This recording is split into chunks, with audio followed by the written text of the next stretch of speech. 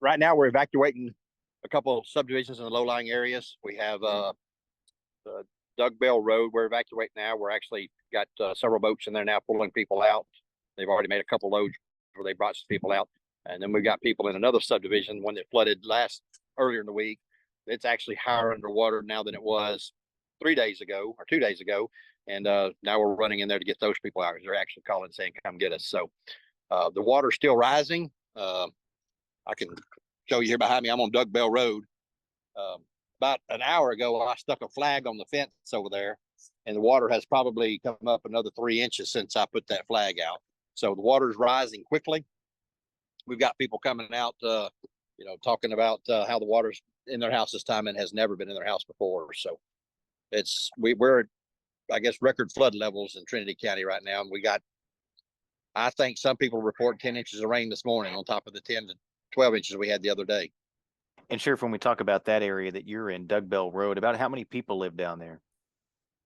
I don't have an actual accurate count. There's probably 40 houses down in there, maybe 30 to 40 houses. So a lot of the people come out on their own already. They had boats, but some of these elderly people don't have boats or can't get out. They're the ones that we're going back in to get now. And in terms of, areas where people are evacuating, is that the only area in Trinity County right now, or do you have others? Like I said, Doug Bell Road is on White Rock Creek. So the creek is back out of its banks. Where I'm at now is on the Trinity River. So, the Trinity River right now is 4 foot above the flood level, and it's not expected to crest until Saturday. So if we're already 4 foot above flood level, and I believe what I'm being told, it's the river has not been that high since 1945. So we're at record levels, and it's expected to go higher. And in terms of just roads around the county, you guys are dealing with all kinds of problems with water covering roads, correct? Yes, they're destroyed. We got roads that have got 4 foot, 5 foot washouts in them. People are trapped down roads that live way down dirt roads in rural areas. They can't get out.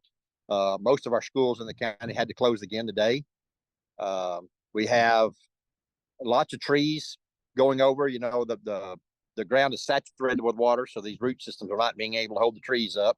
So they're falling, and we're worried about them actually falling across highways and taking out cars that's actually going down the road. So we're asking people to be very alert when they're driving and watch for falling trees. And, right now when we talk about resources, I know you guys have some boats that are running, getting some people in those areas that have already flooded. What kind of resources do we have in Trinity County right now to help people out? Well, the Texas Emergency Management team is here. We have our emergency management team here. The game wardens are here working with us. They got their boats here. Sheriff's office does not have a boat. We're going to change that after this one. This is not the first time we've had this problem. So we don't have a boat, but we're fixing to do what we can to get one. But right now we're also utilizing volunteers to come out to help and running airboats and stuff. And so right now we're just kind of going on borrowed stuff, but we're working as diligently as we can to get these folks out. And Sheriff, for these people being evacuated, is there a shelter open where they can go? Yes, we have two shelters open right now. We have the Burning Hope Church, which is taking people with animals if they keep them in a crate. We have a local dog kennel here that said that they would be able to board animals for them. Of course, it would be at the rate that they charge if they can't bring their dogs with them. And then we have another shelter. The VFW is open, but they're not allowing us to bring any pets. So we have one that takes pets, one that doesn't take pets, and then we have a place for pets to go if we have to take pets.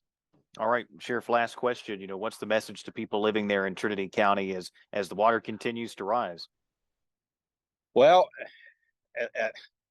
this is temporary. I mean, life will get back to normal soon, but anybody immediately, the message right now is we have lots of power lines underwater again. Breaker boxes are going underwater. That's dangerous. So please don't just start wading around in the water unless you know where the electricity is at. All right. And don't drive through water if it's racing over the road, please.